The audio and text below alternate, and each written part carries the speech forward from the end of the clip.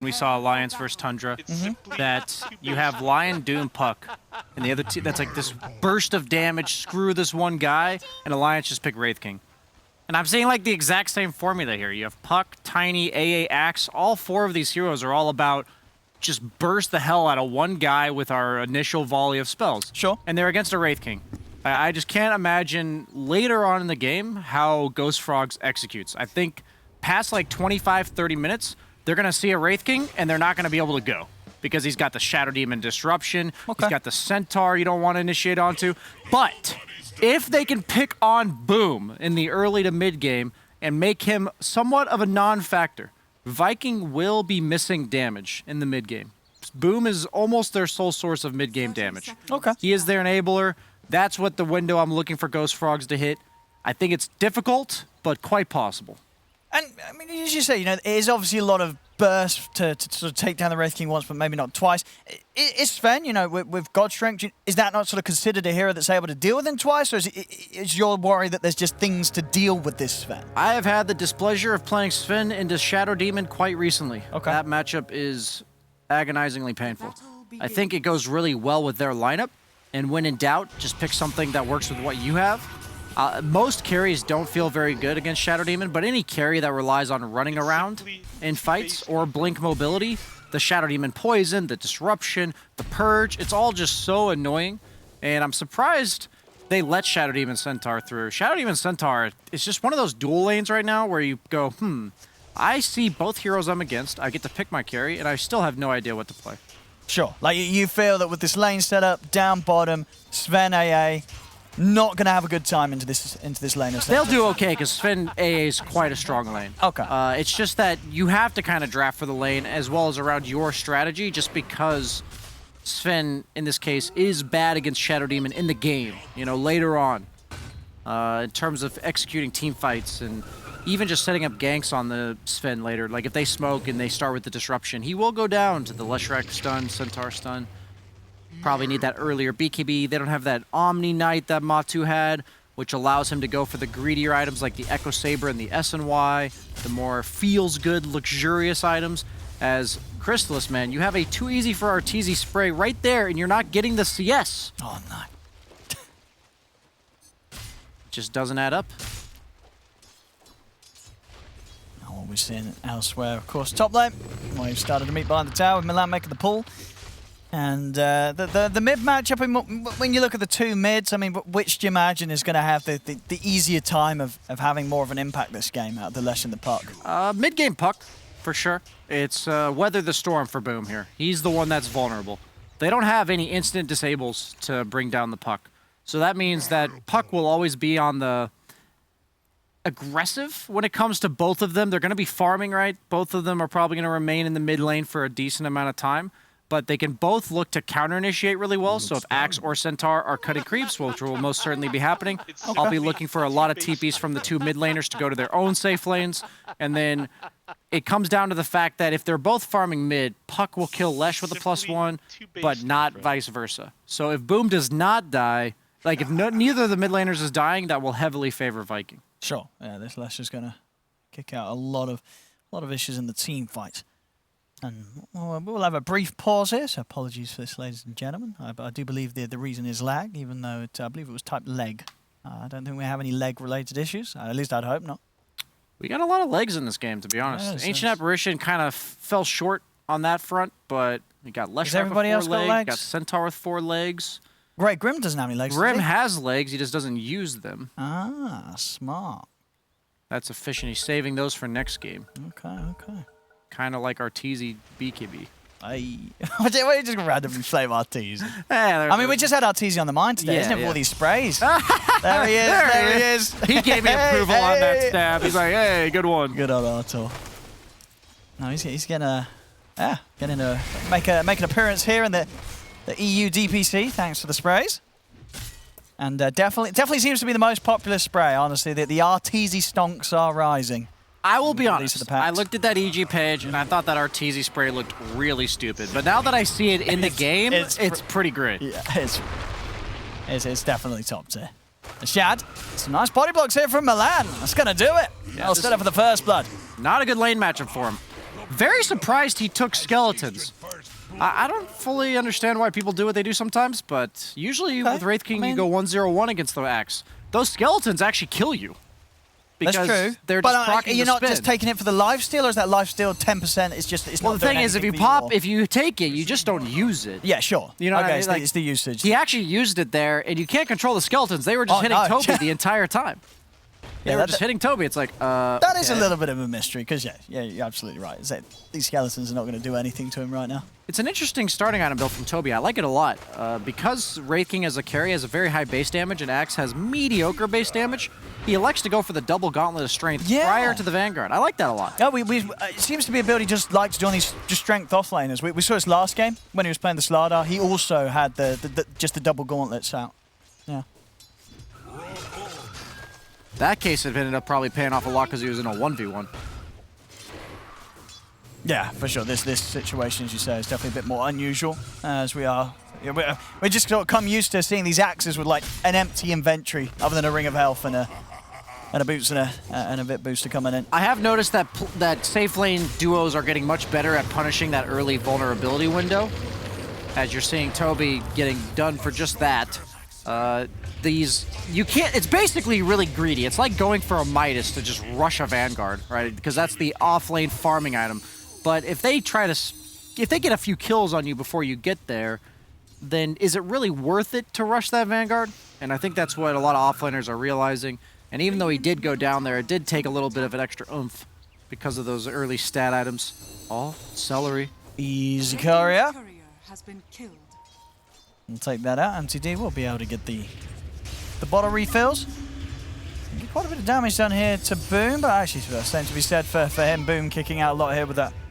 And 3 points in the Edict. A little weird to take an engagement outside the creep wave for Puck there. A lot of creep wave dynamic trading in this game. So Axe, when there's a lot of creeps, you want to be near. You don't want to be near him. With Lesh, you only want to be near him when there's a lot of creeps because of the Edict and the spin. So just got to be smart about where you take the little skirmishes in lane. Might just go base on Boom? What's the idea here? Is he getting a bottle fill? Nobody's at base? No one's going to be coming out with a reset. He's going to be, he's got South coming out. Soaking 6. No, he's just got boots coming out. So. Yeah, I think he's soaking 6 from this creep wave and then basing. Yeah.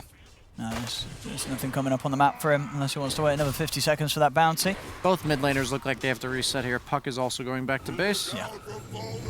Puck has coil, so wants to be full health, full mana to be able to utilize that aggression. Leshrac also wants to not die to that coil, so he's going base.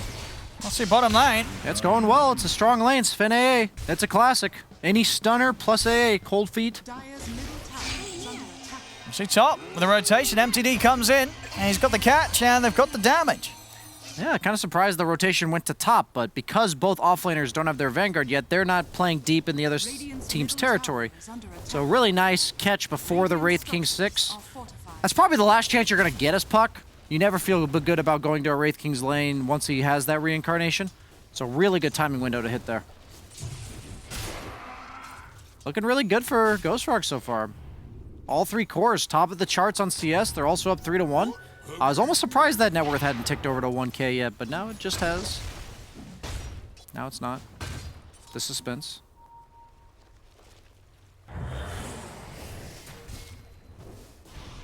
See Aramis, he's going to try and get aggressive here, but backup's inbound. Chrysalis heads over, but it's going to be set for Viking. Booms in with the stun control. He has no mana. It's Chrysalis, he's going to go for the TP live because he has no mana. Oh, they've got enough damage. It comes through just in time before it wears out.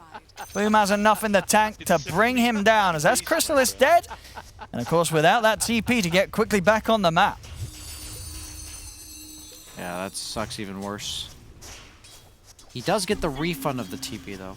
Every time you die, you can just remember you did gain 100 gold. Technically. That's what I tell myself to cope with it, at least. Yeah, it's nice little pad to the GPM. Oh, wrap around for Milan. Nice toss. See Boom. See if we can get something in return again. Dreamcore's going to be used to trying to hold him back from Milan, and it's enough. He can't quite run down Milan. He has Orb, though, because of the Arcane Rune. I don't know if that Disruption's going to save him. They have Avalanche coming up. Boom. Still, it's pretty dead. K4 probably doesn't want to be there, but he's fine to be used as a weapon To his part to take down the mid lash. Nice dodge from MTD there. Aramis. A lot of stacks. He has got a lot of stacks, but not enough. What's he doing? As massively, you know, That's a tip overestimating the amount of damage he'd be able to do. That's a value tip. KheZu elects to go for the hood as opposed to the Vanguard. I don't mind it. Sven's a high damage carry once he has the God Strength, so Vanguard doesn't block all the damage, and you're also dealing with AA Puck. But because of that, he might be going down to these right clicks. Milan with the reach around. See what KheZu can get to. Oh, I think he went up. He's outsmarted them. The creeps know. Let's see that he has shown himself again, but he's got backup. This is so awkward. Boom's here. The body block. They're ready to take this fight now as Crystalis is in trouble. The whole team pretty much turning up here for Viking as they move it on to Crystalis and Milan. How do you let that happen? You know, you got to watch the fog from Ghost Frog's perspective because it looks so obvious to us from bird's eye view, but yeah, there's just no telling of whether he's gone up or down, and of course, most of the times he would be heading back towards the safety of his tower, but KheZu, with the smart moves, just making Ghost Frog spend that extra little bit of time that gives Viking all the chance to turn things around mid. MTD trying with the outplay. He's got the backup of Milan. They step in. They know that there's no backup coming in for him on the mid with the aggression that was brought down bottom. So Ghost Frog's able to punish Boom. MTD thought he was going to toss him to him, but instead he just burst him full to zero with the combo. Is level 6 on Tiny at 9 minutes into the game. So that could be quite scary moving forward as Wraith King, really the only core that feels super good against the Tiny, because Tiny plus AA Blast will be enough to bring down Centaur, is going for a Midas, so his presence on the map won't be felt for a long time. Radiant's bottom tower is under attack. Sure, Kyle's shivering a little bit seeing that Midas. I know it bothers him. He's not a fan of the Midas? I don't mind it myself, but Armlet has been a bit more favorable nowadays, but now that AA is so popular, you just don't want to go for it. And I think, you know, this game, as you said, you know, the Wraith King is going to be, you know, he's going to win the game. So if he can get away with the Midas, the Radiance, it's going to pay off massively. Oh, the stacks feel so good for Boom. Ambitious. Yeah, very hard I don't catch. think that's theoretically possible. I'm not sure. Does Phase Shift have a slide animation? I don't think it does. Probably get it frame perfect. Well, then KheZu's got to go practice it in a lobby. Step it up. I mean, it's pretty possible.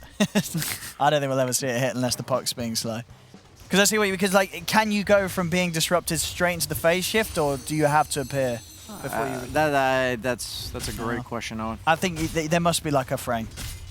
We'll give it a serve. I think if there's anything you can lay on the ground like an arrow, you'd be able to hit it, but not anything that. Like, it wouldn't be humanly possible unless you get incredibly lucky to time it. I actually think it would have to be something that's based on collision, not based on timing. I think that's the only way you'd be able to stun the puck.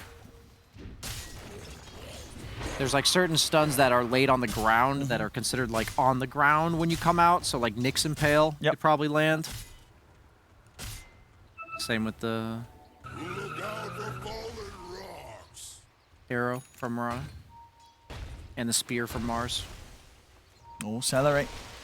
Oh, they're not going to try and head up blindly here. Celery has backup. KheZu and Aramis around. Definitely a lot harder this time round for Ghost Frogs to make aggressive moves. And as these moments pass, you know, sure, we're seeing a lot of farm being built up on the Axe. But over on Viking side, this Wraith King getting all the space in the world. But we'll see things change now. Toby's got his timings. Vanguard, Blink is done. Can expect to see some aggression coming out from Ghost Frogs now. They do have pretty decent follow-up this time around, as opposed to the Axe we saw earlier in the Bald series and the Hippomaniacs. A little bit surprised that the AA took the Tome, as Tiny is still level 6 after being level 6 3 minutes ago. Like that he's putting a couple points in the Ice Vortex. A lot of them have been leaving it at 1, which I haven't been a huge fan of. Especially when you have so much other magic damage on your team. 20%, 5% per level there. Duration and cooldown does significantly decrease. Do they have the damage to bring down KheZu? I believe they do if he does not get the Shadow Demon save, but he's ready on Aramis. Yeah, Aramis in perfect position here in the trees. The dangling action from Kezu, putting himself right in front of the crucial objective. They are going to poke it down, though.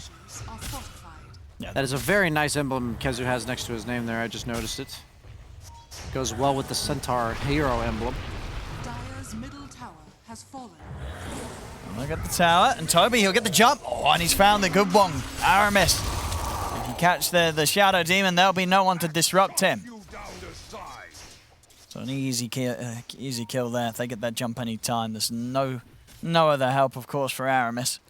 He had the tower. Pretty nice for them, but as you notice, the net worth still going in favor of Viking just because of that Midas Wraith King hitting up the newts, baby. I mean, he's going to hit a very good timing on the Radiance as well if this continues. He is hitting a lot of neutral zone. I mean, and can they make the move? I mean, as you said already, it's just if you're not involving the Sven, you just don't see those other 4 heroes really being able to take down the Wraith King twice before a reaction comes out from Viking and they're ready to turn. Yeah, pretty much. The problem with Sven that I feel like is that if you don't feel good about participating in mid-game team fights, the hero just doesn't want to trade farm. You want to be able to win fights and then quickly farm and then go back to fighting again. I think that's how Sven has like the winning formula. We saw how early Matu was able to participate in the game. And I don't think it's because he's like playing poorly on Sven. It's just not because of the Lesh, the Shadow Demon. It's quite difficult for that mid-game teamfight contribution. J4. Not bad. He's got Crystallis here to help him out. No Sven ulti, though. And J4 is going to try and run, but the Stampede's in. They run down J4. They're straight over towards Crystallis. Boom's going to have the damage output as Crystallis.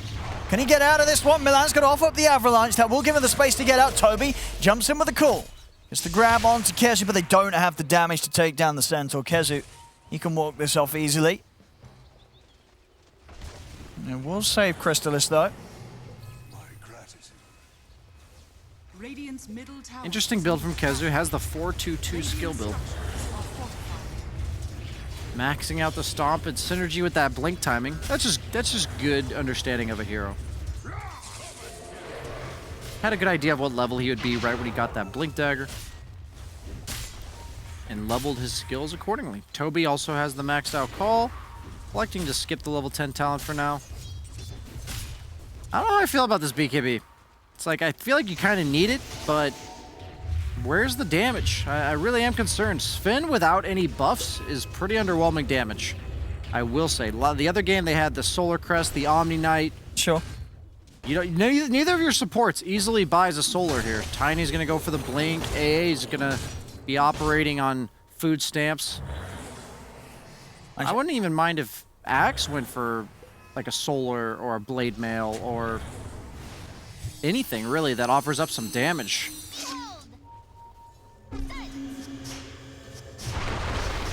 I thought he was going to get away for a second, but Milan, he was ready.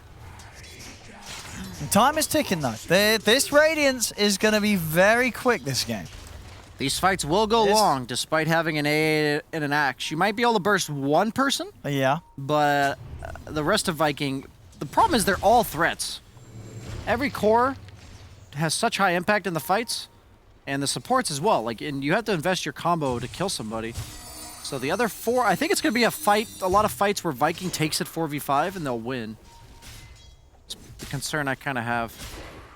Moving forward for Ghost Frogs, Kezu just planting himself right in front of those towers. You can tell what mode a team is in when their Blink Initiator's constantly putting himself in front of his own towers. It means we're in chill farm mode. Leshrac farming, Wraith King's farming. I think the status quo is perfectly fine with Ghost Frogs right now. And a lot of pressure on, Viking. A lot of pressure on Ghost Frogs to get something done. Sure. Especially when you have this lineup, right, where you've got 3 heroes that have got the blink now. You know, 60 minutes in, you have 3 blinks. You got to be getting some mileage out of these blink daggers, right? Absolutely. I love Kezu's moves here. He might be going down. They feel forced. Like, yes, they're threatening him with a coil, but if you were to watch this game back and you're trying to learn offlane, this is actually such good play from him because whatever lane he's in is the lane the puck's in. He's just putting himself in the primary playmaker's lane of Ghost Frogs, and it's making it so if they want to cast spells, Puck's like, I want to use my spells. I want to coil somebody. Why aren't these guys dying? And it's just because you constantly have this Centaur right in front of you. While Wraith King and Leshrac are kind of playing this dodge game, it's Shadow Demon constantly positioned behind his Centaur in order to save him. they may have had a small window, but it's hard to capitalize on such a small window where KheZu was away from Armis. As this is such an annoying part about playing against Lesh. Takes the tower without you even seeing him. Yeah, they just fall in an instant to the edict. Sadly, they're just gonna have to take that leap of faith and go at some point sooner rather than later for Ghost Frogs. I've lived through this story before. Coming from the Sven's perspective, this game does not get easier. No, for sure. The Wraith King is just he's gonna get out of control. Completely out of control. He's already 2k ahead of the farmer, Sven. Like, that difference massive for this stage of the game. It's only going to increase with the Midas and the Radiance. He's just going to be pumping up gold. Both carries are going to get kited in fights, but one of them has to click you and the other one has a Radiance. So I think that kind of explains why I'm favoring Vikings so much in fights right now. Oh, the bounty rune. Even asks his mid laner if he wants it. You saw that brief moment of hesitation. Can't tank towers nearly as well as he'd like to because he doesn't have the Vanguard, but he does have the shovel giving him Sal procs, which is nice. Looks like Ghost Frogs is electing to go for the trade, but you just will never take a tower as fast as a Leshrac, as now Shad. He's ready to charge in. And with the Stampede onto J4, J4's going to get left behind. Yep, notice how he is now the one immediately confronting Ghost Frogs. This is my concern. 20 minutes plus, you got this Wraith King with a Radiance. He's going to walk at you, and I don't think Ghost Frogs can ever go on him. What do you do about this? Like, if you have 4 heroes sitting there and you just see this Wraith King, now what? I mean, and they've got these 3 blinks, but what can they do with it? Yeah, like, who are you blinking on? The supports are never showing themselves. They're constantly sitting behind the guy that is presenting himself on a platter to you. And that platter's a bait. You do not want to eat that. It will come back to haunt you later. These towers they're taking down, it's going to start pushing them ahead, but we'll start to see Viking just grow this lead now unless Ghost Frogs are able to make some sort of aggressive move. Yeah, the Wraith King Lesh, the reason why this draft works out so nicely for Viking is not only do you not feel good about going on them, so you have 2 options. One, you can try to initiate on the backlines, which they're not going to give you. Or 2, you just say, well, since this guy's so strong, we'll give him like the Medusa treatment and just ignore him. But you have this Lesh. Your towers are dying in a matter of seconds. So you're not getting a lot on the map during the time that you're avoiding this power spike.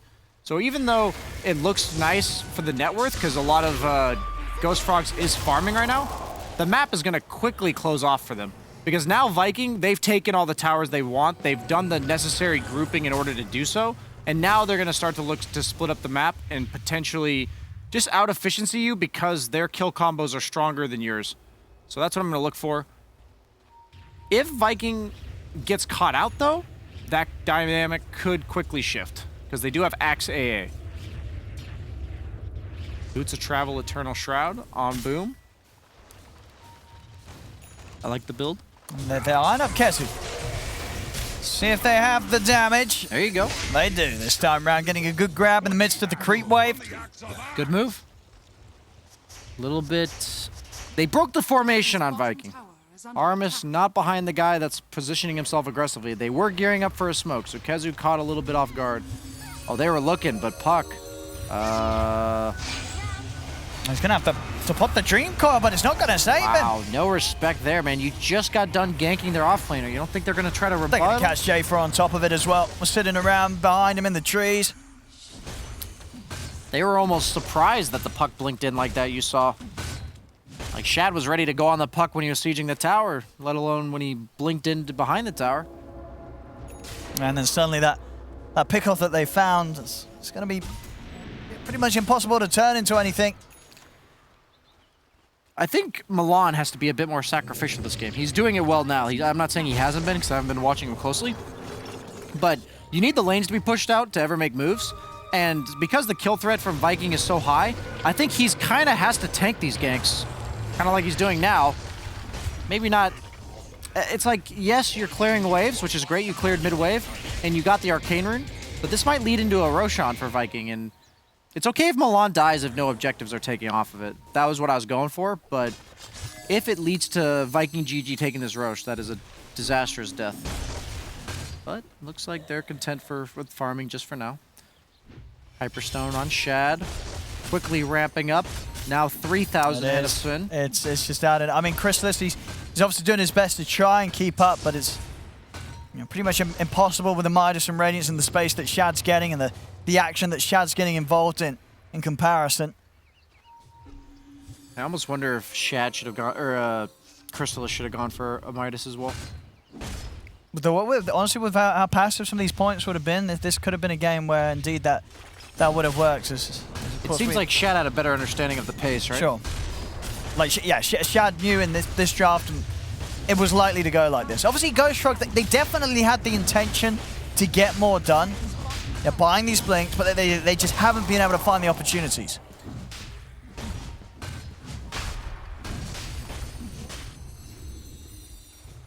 God, A blast is so annoying. Well, heading over here, Ghost Frogs, but Viking are Nice prepared. They see Boom. Shad's in. He wants to start things off. They're coming with the Stampede. Toby's going to try and jump in for the call. The BKB's out, and Milan will go down. They bring down Shad the once, so they can do it a second time. Chrysalis is coming in with the God Strength. Shad's getting low. Try and run him down. They've got the catch again here with the call. He's been stunned. Ice Blast comes out. Nice. Shad will fall. A huge move here from Ghost Frogs. As Chrysalis has taken two. Okay. He's over them, but they got the call. They're going to be able to get Boom as well. I underestimated Ghost Frog's ability to take fights. Toby getting the call on Lesh, dragging him into the fight further than he wanted to. The Purge came out, but he had already died the first life on Wraith King. His skeletons, as well as the Centaur, were hitting him in call. I mean, they're buying back. I don't think can they stop this? Chrysalis with the God Strength. He's taking this down. It's gone. Roshan, Aegis, it's Ghost Frogs. As Aramis, he'll die caught in the river. Ghost Frogs having a fantastic fight here there with the turn up of Chrysalis as they shake up Viking completely, and they're not even done. And they got detection on them. Nice, nice. They don't. So Celery will get out of there. But a huge fight for Ghost Frogs now, pushing themselves ahead. I'm thoroughly surprised that Ghost Frogs was able to win a fight. And I think it was just... I had a similar impression that Viking had. I thought they were way stronger. And Shad just blinked into the high ground. I think that was just a bit too ambitious. I think it's like understandable why that he thought he was that strong. But Ghost Frogs, they knew that that was the best opportunity of a fight they could possibly get, and they could not let a Lesh have Aegis. No, they could not have two unkillable cores. An excellent choice of time to take the fight there from Ghost Frogs, and that difference between the two carries been shut down pretty heavily. And Sven's catching right back up off the back of that cleanup that Chrysalis was able to execute. This boom itemization, it seems nice in theory, man, but if you get ice blasted, you're just gonna die. It's all about status resistance combined with the spell Lifesteal of Eternal Shroud amped up by the Sanj and Kaya that he's buying. Man, A is such an annoying hero. I just think about all these items and I'm like, damn, and if any other hero was in the game, they would be nice items. But against the A, so maybe that just makes them the right items and you just have to not get hit. I don't really know what other solution there is. Pretty much the most like anti-carry support in the entire game. Ancient Apparition. They're taking map control. Well, they are. Themselves an outpost. These moves. They know as soon as they get this momentum, they absolutely can continue to make jumps. Especially at this point where Viking, they've just been shaken up pretty hard. Ghost Frogs can look to continue to punish this and maybe catch Viking at a point where they haven't started to coordinate their next team move. Radiant's bottom tower is under attack. I like the Veil for Milan. They definitely had damage issues. And it buffs up Cleave. Look who's down here. Shad. It's got to be careful that they won't catch wind of him being hit. Looks like Chrysalis is just going to cut the creep wave, look to take this tier 1 tower. They do have forward on Dire, so we'll get stalled out. If they use it! GG. Dire's bottom tower GG. has fallen. They had it. I looked at the bottom left. It was available. Those extra few seconds of stalling. Adds That's up. 7 seconds, man. That's a lot. Ooh, Milan. Really finding them there on the way out. Tier 3 neutral items coming out. Paladin Sword, quite nice for Sven, as he's got the Mask of Madness. Does Spell Lifesteal work on Cleave? No. Say that with confidence. I feel, yeah, there's, no, surely not. It doesn't work on Battle Fury Cleave, right? So. Are you sure? Prior to Paladin we'll Sword, see, what carries bot spell lifesteal? Because he'll have that, well, yeah, exactly, yeah, but when you have the Paladin, right? You don't have that, like, glow of the spell lifesteal, right? Because I imagine you'd see that. Oh, I know what you mean. You know what I mean? Like, the hero would have that spell lifesteal glow. As well, that's a very dead Sven, but he's got Aegis. He's ready for round 2. It's not the ideal use of it, though. Let's see if he can fight here with a second life. Crystalis, and Demonic Purge. BKB's out. We'll see the jump from the back lines. Oh, They're nice jump. Put 2 supports, Milan They use and Coil, MTD. Find the perfect jump here on the back of it all. Toby's in with the control, has the cooldown onto Boom. They take him out, Shad will turn towards Crystalis. Crystalis life-stealing back up, but Shad will still be able to take him down.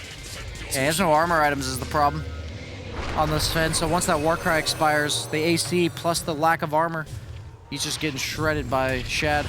Oh, and a good catch on MTD. So Viking, they buy back on Celery. Keeping control of the game a little bit here. Ghost Frogs, as you said, not the ideal use of the Aegis. The problem is you have Toby! Another one. When you look at fights, who stands in front on Ghost Frogs? I think Viking's worst target to initiate onto is the Tiny that they did near the Roche Pit.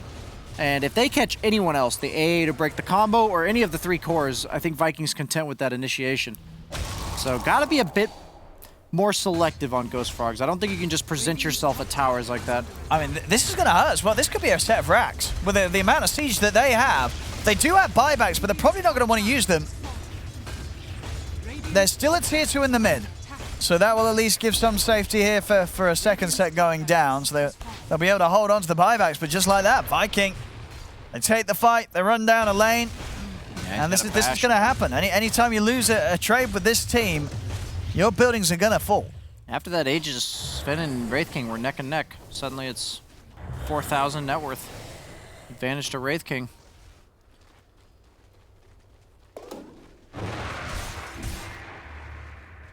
I gotta watch closely. Does he get low?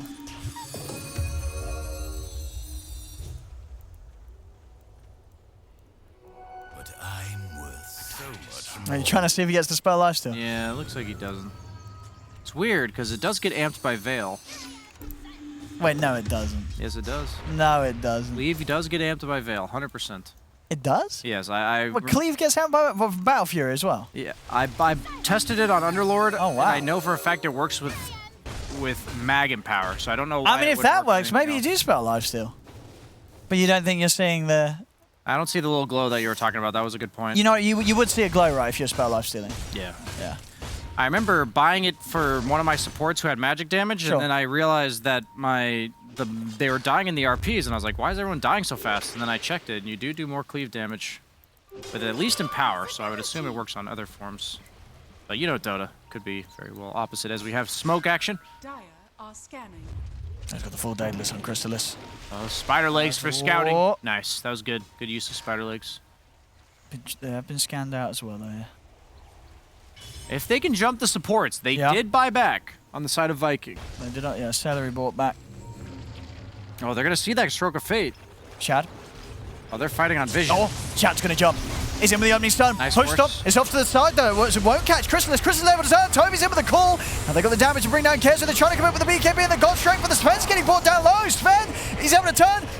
Run. He's still alive. The life still keeping Crystalis alive here. They bring down Shad. There was Toby with another call. Locks down the Wraith King. They'll take him out a second time. Crystalis comes in with the damage as they bring down 2, and now Vikings got to run.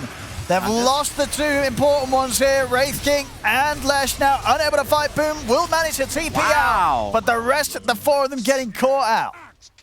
If you look at the recipe for a successful fight, you know, you have the vision, you get the initiation, you get the counter initiation on the axe call to save the Leshrac theoretically. It looked like everything was going the way of Viking, but Crystalis, they managed to bring down the Wraith King's first life, and Look he's how the low only this threat. Sven gets. Yeah. Crystalis.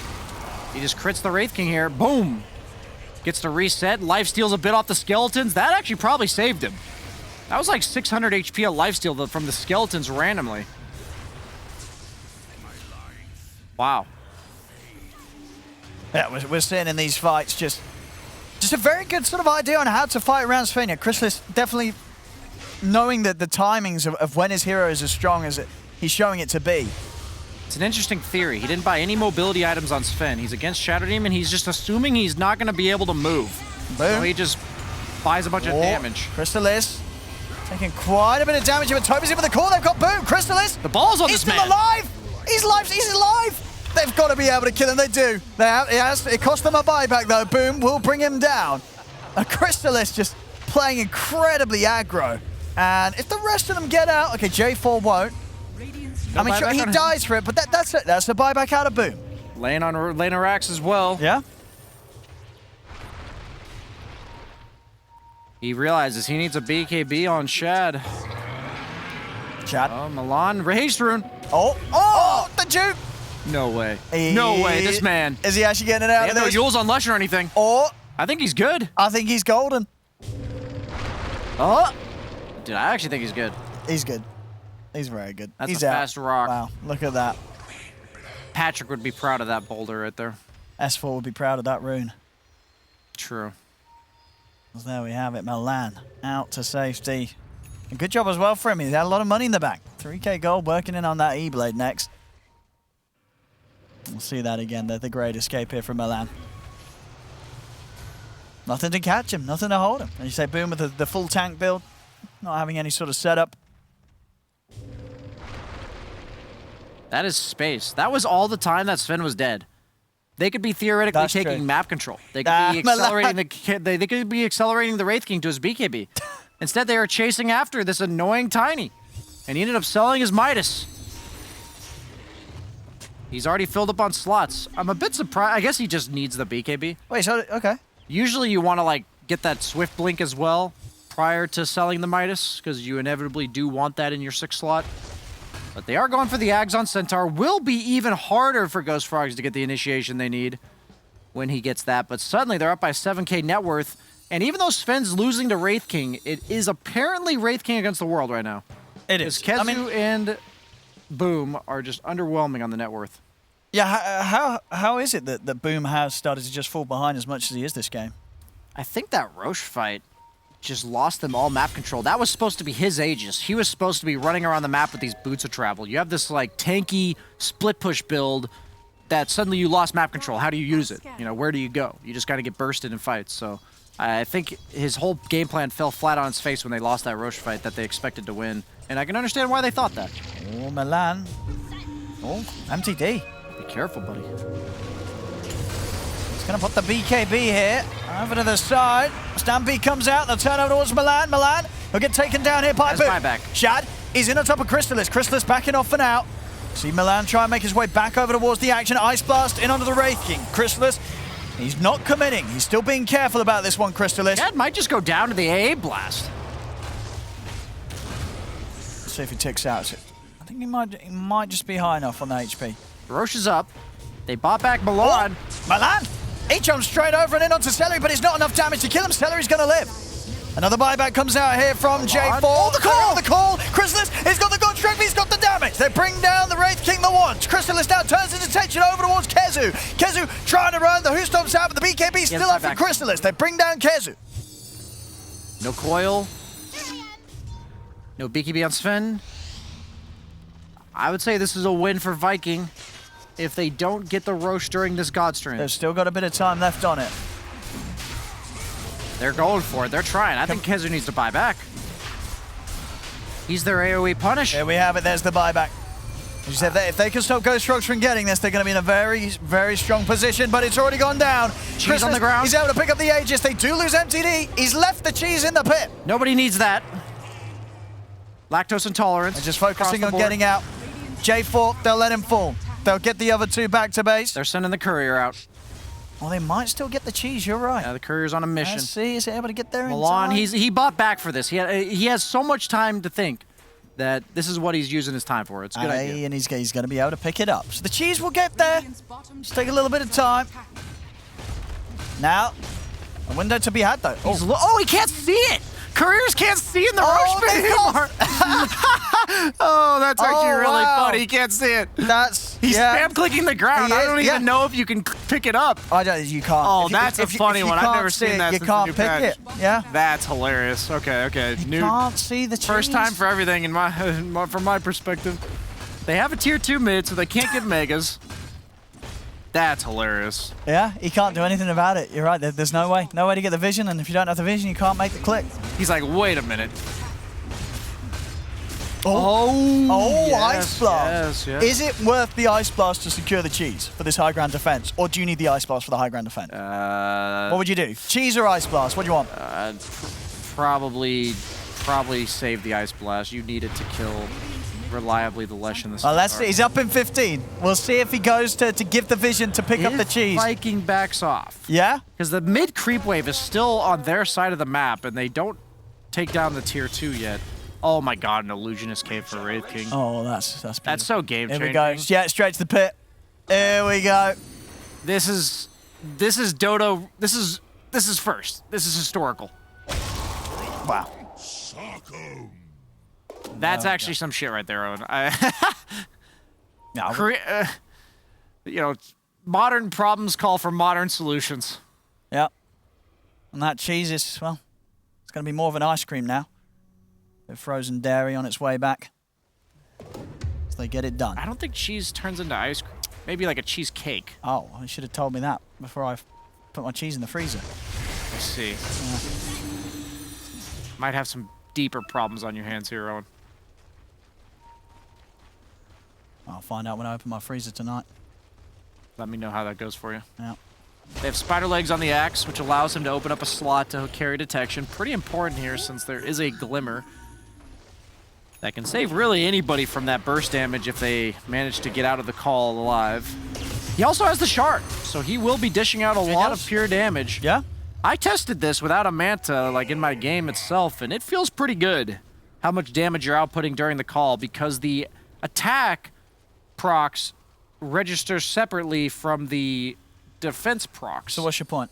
It means that you can, since it says attack procs ignore the cooldown, you can do a lot more damage in the small duration of the call. Sure. And he's, again, found the dream item, right? He's not got a Manta, he's got an Illusionist cape. Oh, he elected to buy another pair of brown boots or something? Because now he's got no boots. Wait, why has he got no boots? Yeah, okay. Because he had no spider legs, so he didn't have boots. Oh, yeah, okay. That's true, yeah. I guess he rebought his brown boots, or maybe he had held on to them that entire time. That would have been pretty big brain. If he was prepared, for the eventuality of maybe getting such a superior neutral item. But the legs had to go. I'm surprised. I'm thoroughly impressed with Ghost Frogs making it this far in regards to, I thought the later the game went, the easier it got for Wraith King, but Crystallis has proven me wrong. No, it's been some solid play on this one. It really has. I agree. I don't think this is an easy game for Ghost Frogs at this point, but they're bringing the fights very well. Why was the SNY in the backpack? I wonder. He was holding it there for a while. Maybe he just forgot. What did he have in instead? He didn't have anything in there. I think he maybe clarity'd earlier or something. Not sure. Probably did. Yeah. AA does have the shard, which is really nice for him. Helps him clear a creep wave if he's ever stuck defending base, which is quite likely since there's 2 lanes of racks for Viking. It's a unique dynamic because one team has 2 lanes of racks, the other team has 1 lane of racks, but they're all different lanes. So mid lane's in favor of Ghost Frogs, while the other 2 lanes are in favor of Viking. Look at this, though. See if they catch someone off guard. And Viking, they're aware. They're playing it smart, playing it safe. Is Strength Blink better on Sven than the Swift Blink? It's kind of interesting because you get the bonus damage from Strength on your ultimate. Yeah, super tanky.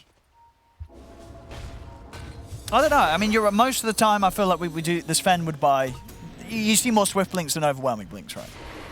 Yeah, usually the Strength Blinks are the offlaners or the mid tinies. He's going for the E-Blade on Milan. I'm really digging the Force Staff, by the way. If you guys have Svens on your team, please buy a Force Staff.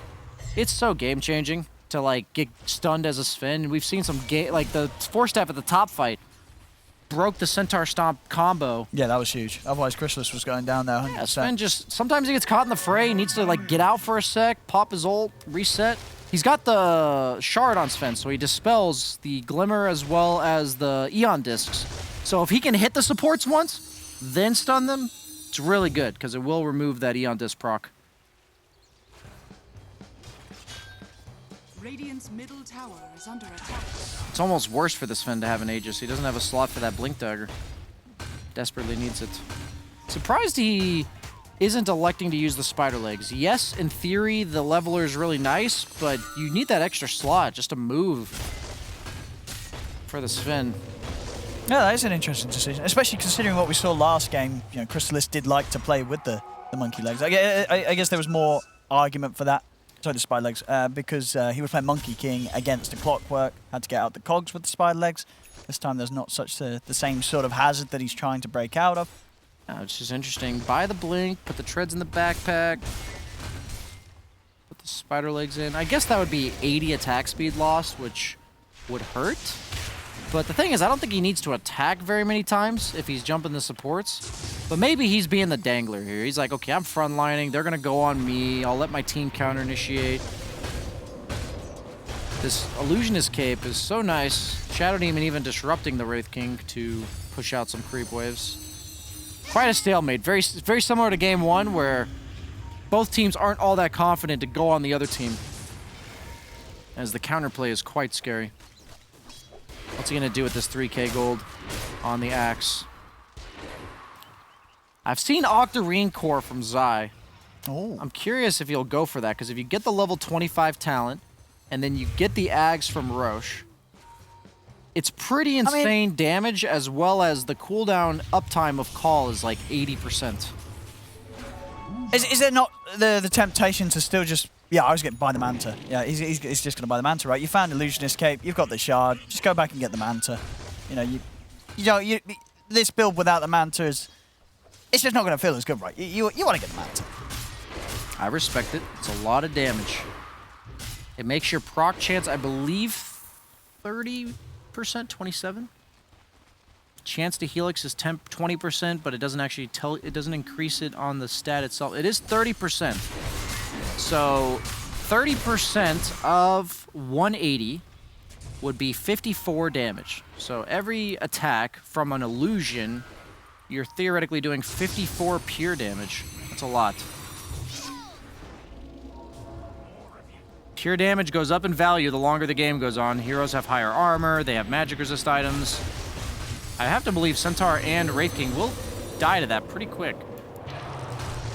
They're using the Illusionist Cape for the Grimstroking Swell. There's going to be a lot of illusions all around the place. Shadow Demon, Illusionist Capes, Manta Styles, and of course the Dark Portrait. A lot of chaos is going to ensue in these fights. Now Roshan's up.